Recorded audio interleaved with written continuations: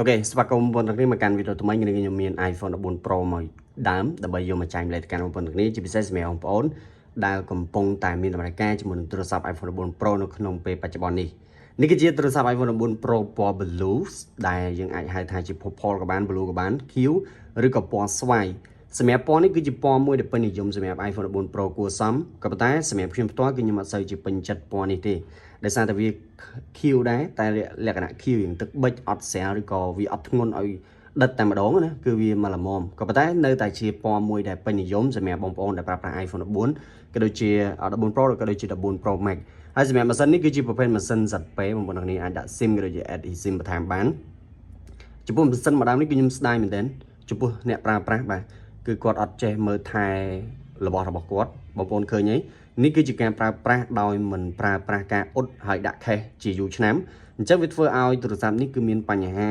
លបកទឹកថ្នាំនៅលើតួតែម្ដងអានេះគឺជាប្រភេទតួ stainless steel បងប្អូនគ្នាដែលជាតួមួយរលោងក៏ដូចជាស្អាតមែនទែនសម្រាប់ដែកនេះវាគឺជាប្រភេទដែក inox អញ្ចឹងមើលទៅគឺរលោងស្អាតមែនទែនតែទឹកថ្នាំនៅលើនេះគឺអត់ជាប់ទេបងប្អូនគ្នាអញ្ចឹងនៅពេលដែលយើងប្រើប្រាស់មានកតិចដីនៅក្នុង case អីចឹងទៅវាធ្វើឲ្យទូរស័ព្ទហ្នឹងគឺកកិតទៅកកិតមកអញ្ចឹងទៅវាធ្វើឲ្យលបកទឹកថ្នាំតែម្ដងអញ្ចឹងនេះគឺជាមួយដែលសោកស្ដាយមែនទែនចំពោះអ្នកប្រើប្រាស់ទូរស័ព្ទដែលមានតម្លៃថ្លៃ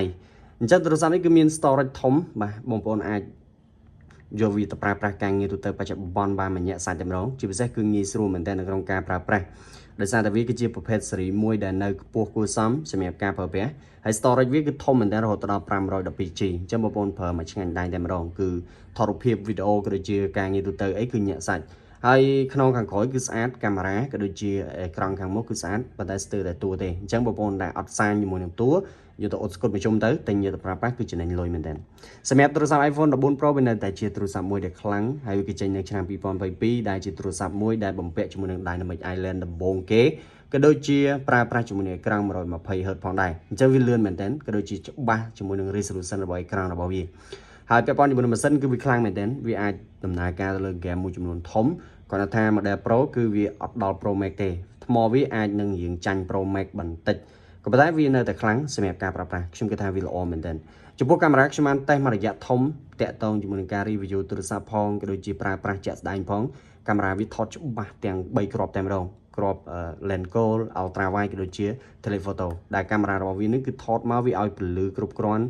ជាពិសេសវាមានphoto style បងប្អូនគ្នាយើងអាចធ្វើការជ្រើសរើស graphic style បានដើម្បីធ្វើការផ្លាស់ប្ដូរទៅលើពណ៌អីចឹងទៅអញ្ចឹងវាលយមែនតើហើយសម្រាប់ iPhone 14 Pro Max អ្វីដែលខ្ញុំពេញចិត្តបំផុតគឺទៅលើ Dynamic Island ក៏ដូចជា Model Pro របស់ Apple ដែលវាតូចងាយស្រួលនៅក្នុងការដាក់តាមខ្លួនក៏ដូចជាងាយស្រួលនៅក្នុងការកាន់មែនតើហើយវាខ្ជូតបាទវាអត់ធំពេកវាអត់តូចពេកមកល្មមដៃយើងកាន់តែម្ដងក្តោបទៅគឺពេញដៃយកតែម្ដងអញ្ចឹងសម្រាប់បងប្អូនដែលមានដំណើរការជាមួយនឹង iPhone 14 Pro 512G ZP ដាក់ SIM មួយ eSIM បងប្អូនទាំងគ្នាអាចទាក់ទងមកខ្ញុំបានតាមរយៈ Telegram ឬក៏ឆាតមកកាន់ Facebook page របស់ខ្ញុំបានហើយវីដេអូនេះគឺមានប៉ុណ្្នឹងទេខ្ញុំអត់មានអីនិយាយច្រើនតែតទៅនឹង iPhone ទេបងប្អូនទាំងគ្នាដោយសារតែមួយរយៈនេះគឺបងប្អូនដឹងហើយគឺវាល្អមែនទែនសម្រាប់ការប្រើប្រាស់ទៅលើ model iPhone ដែលវាការពារទៅលើ performance security យ៉ាងបានច្រើនបាទវីដេអូនេះគឺមានប៉ុណ្្នឹងបាទអរគុណច្រើន